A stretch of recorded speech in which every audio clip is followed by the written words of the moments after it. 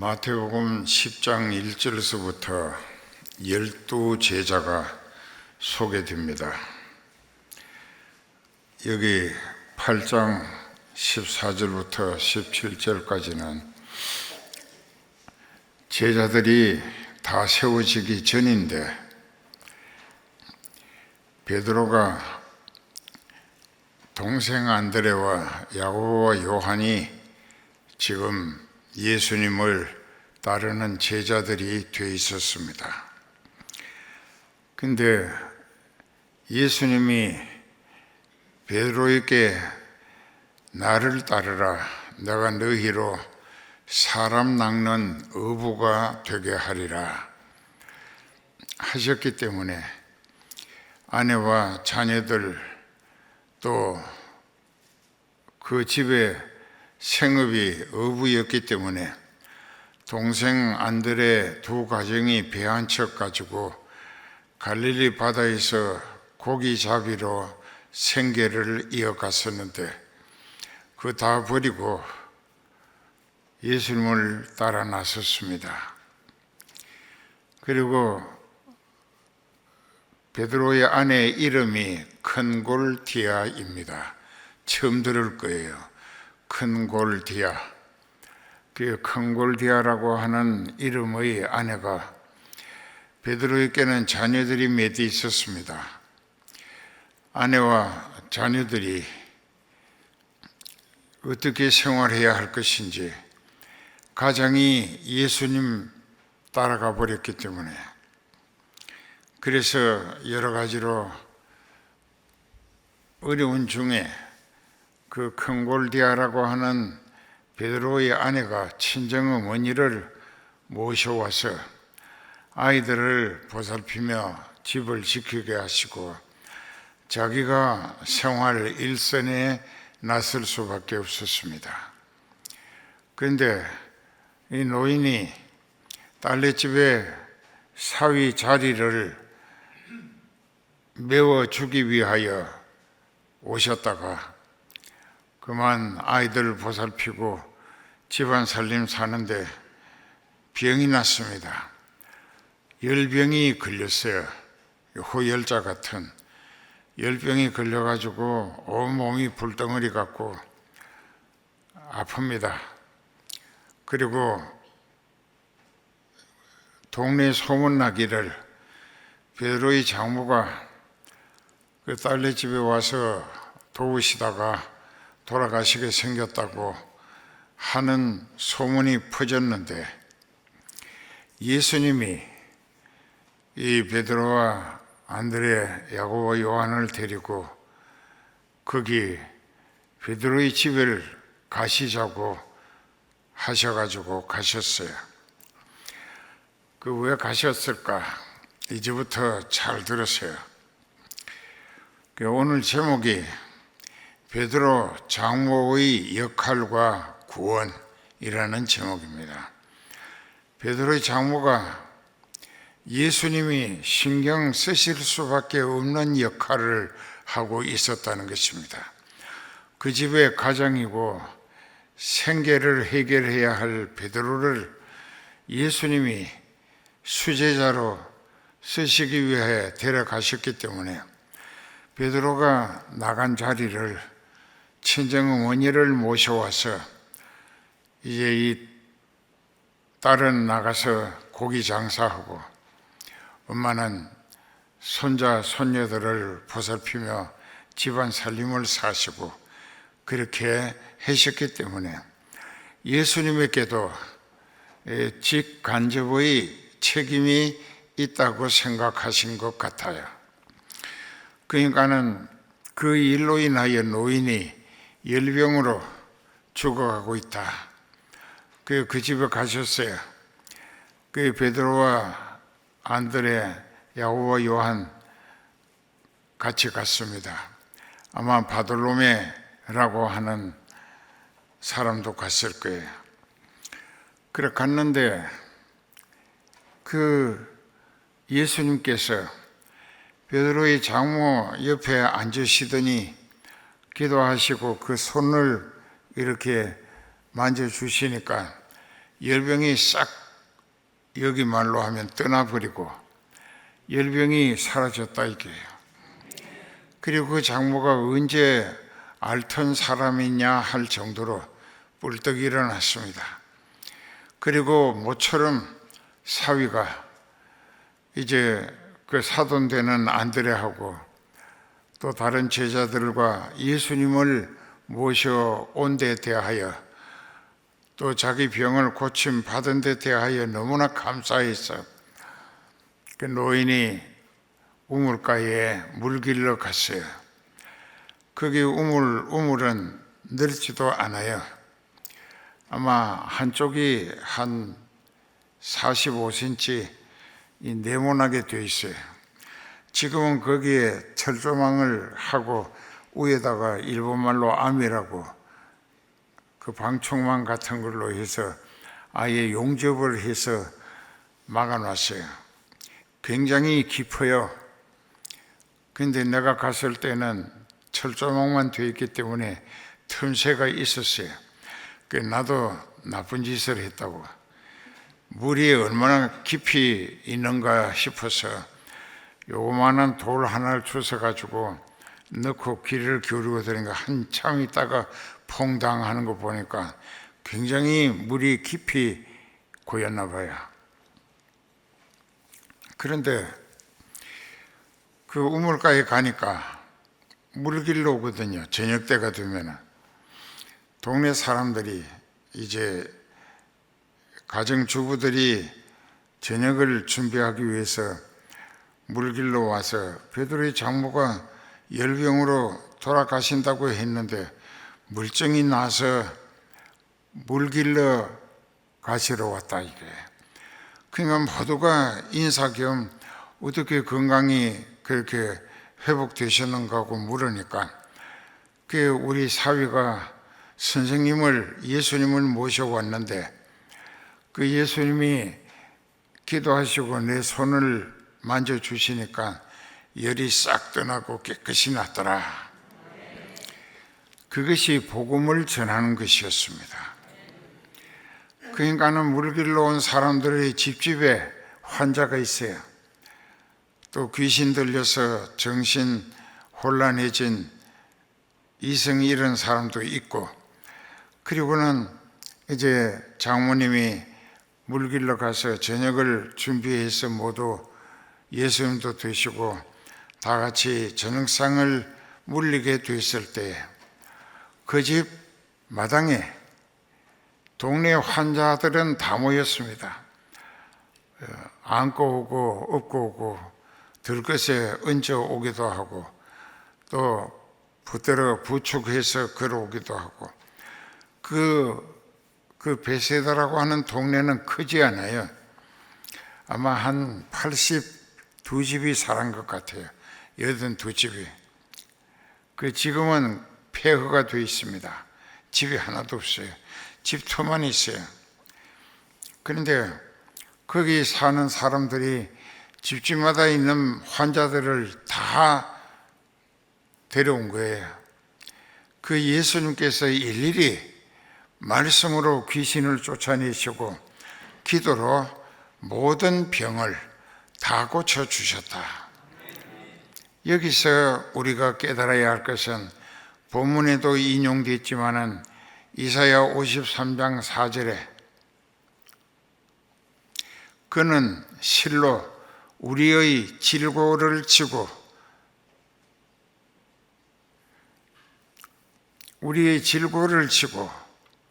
이게 무슨 질고라고 하는 말은 질병으로 당하게 되는 고통입니다.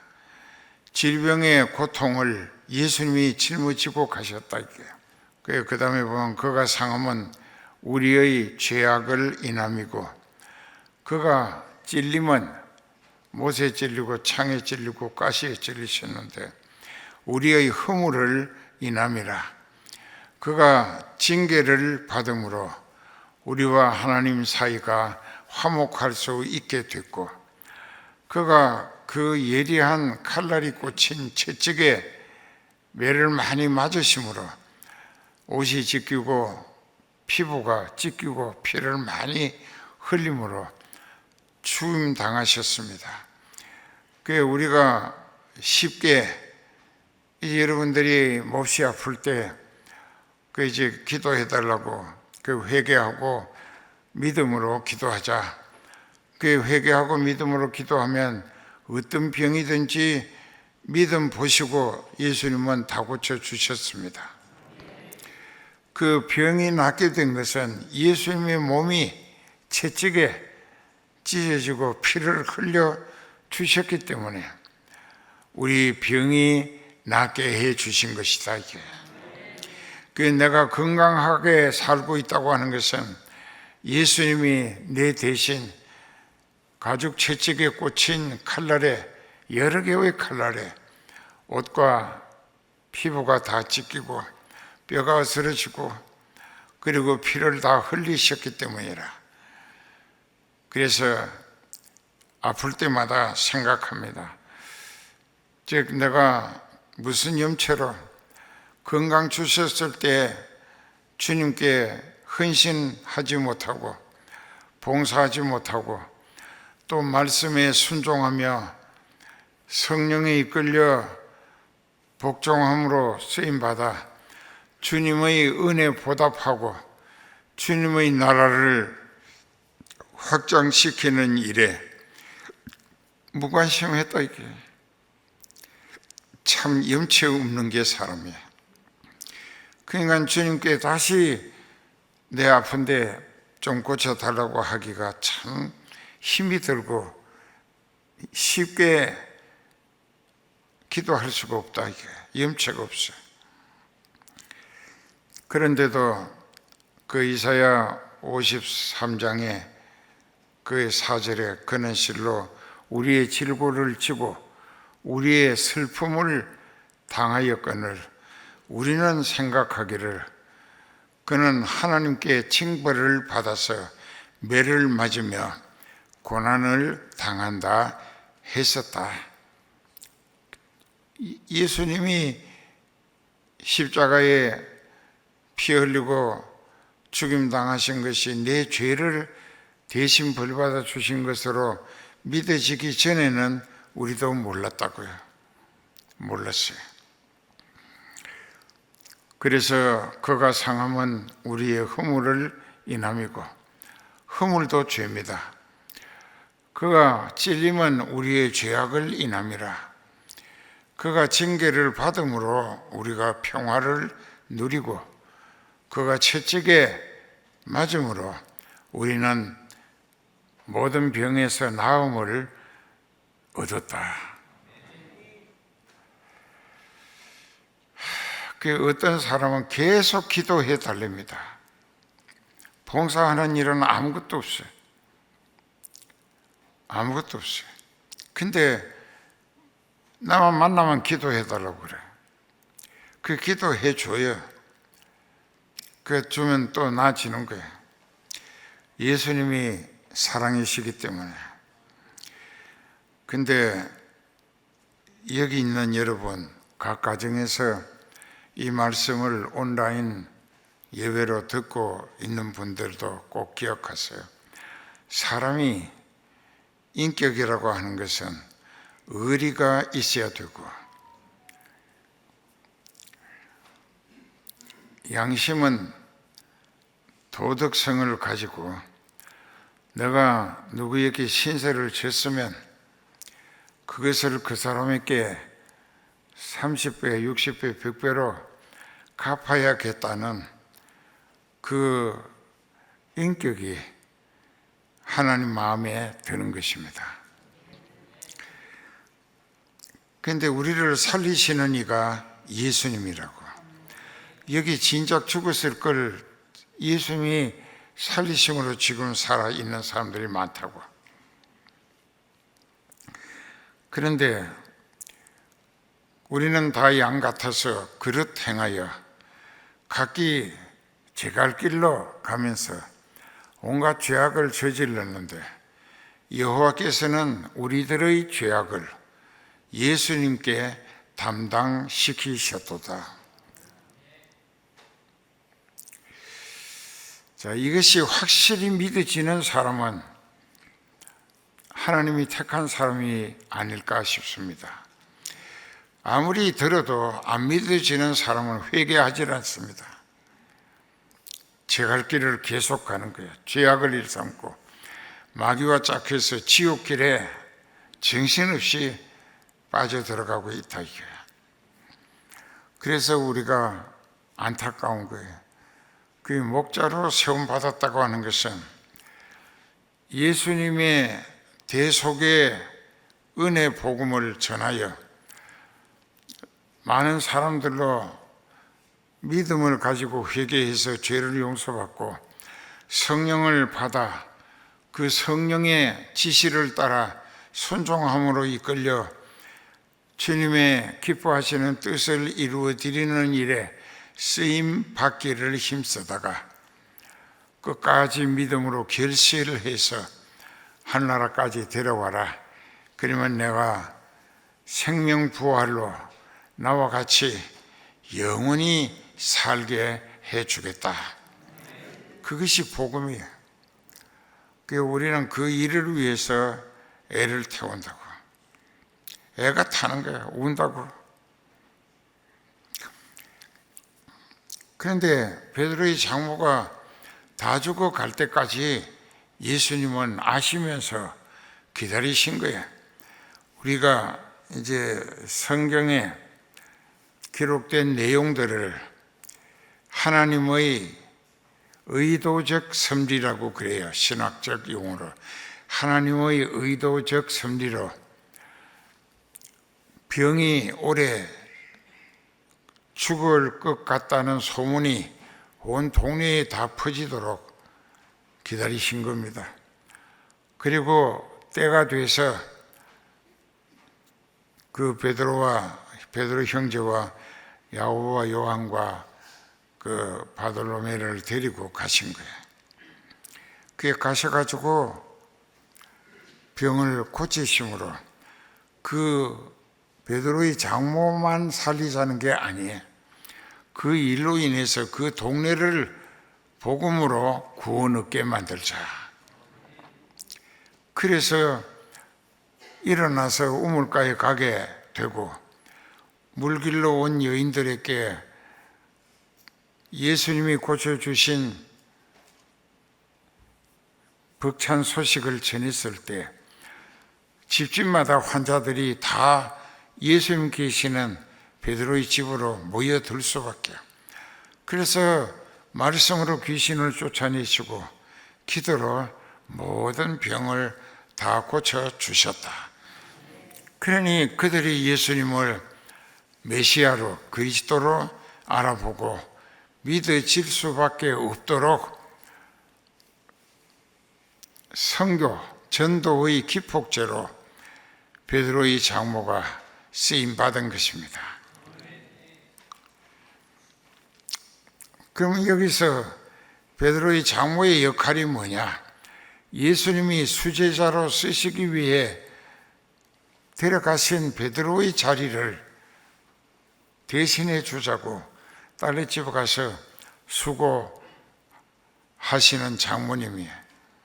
그 큰골디아라고 하는 베드로의 아내가 엄마를 모셔다가 손자 손녀들을 보살피게 부탁드리고 집안 살림을 살게 하셔야 자기가 나가서 고기 장사해서 식구가 먹고 살 거 아니에요. 그러니까는 예수님을 도운 것이 되는 거예요. 직접적으로는 베드로를 도운 것이 되지만 간접적으로는 예수님을 도우신 것이 됐다. 이게. 그래서 아이고 너무 약해. 마태복음 10장 40절부터 보면은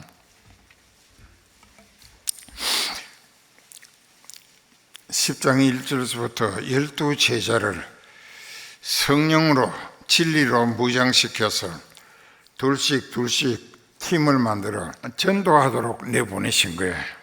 그리고 예수님께서 그들에게 일러주시는 말씀이 내가 너희를 보내는 것이니까 너희를 영접하는 자는 너희를 보낸 나를 맞아들이는 게 되고, 너희와 나를 맞아들이는 사람은 너희와 나를 보내신 아버지 하나님을 맞아들이는 것이 된다.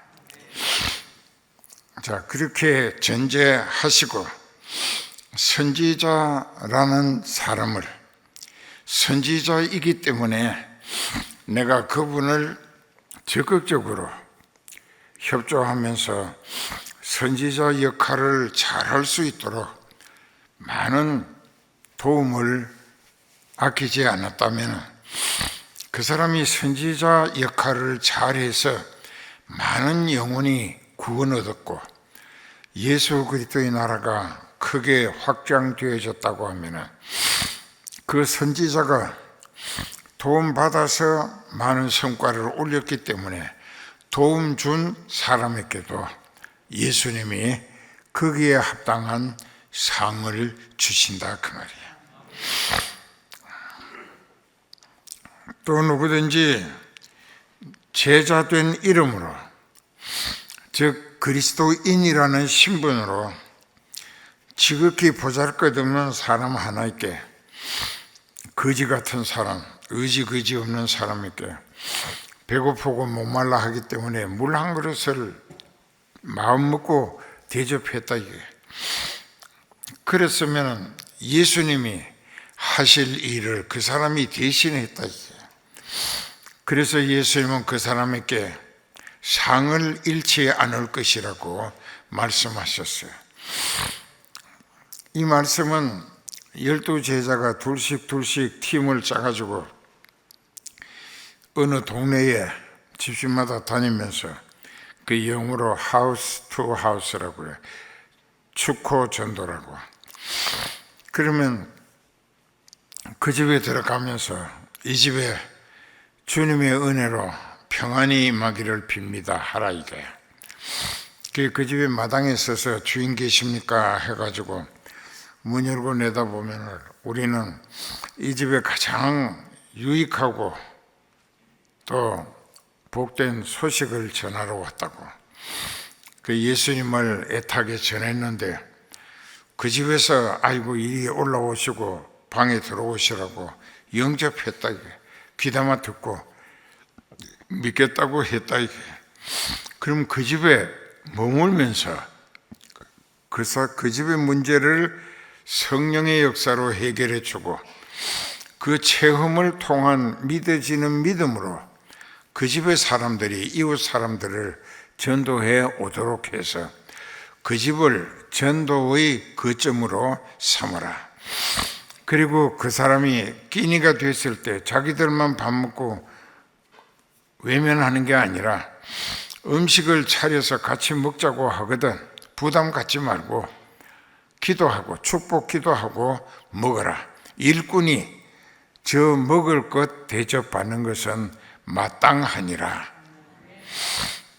그래서 성경에는 복음 전하는 자들이 복음으로 말미암아 살리라 하셨다고.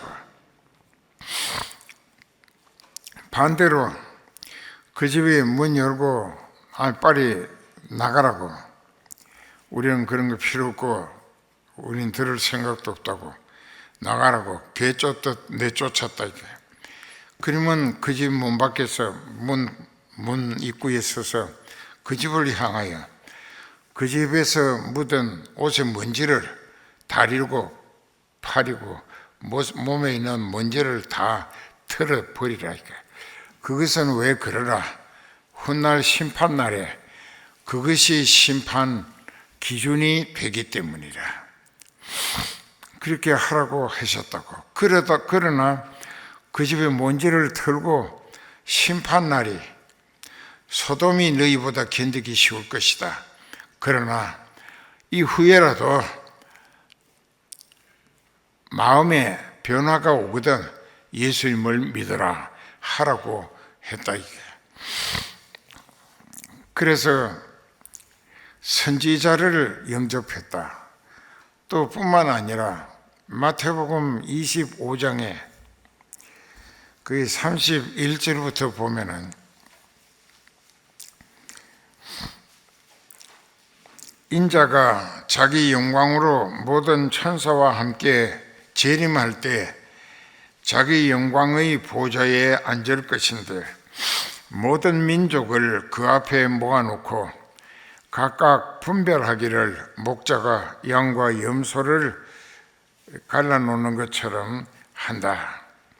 양은 오른편에 염소는 왼편에.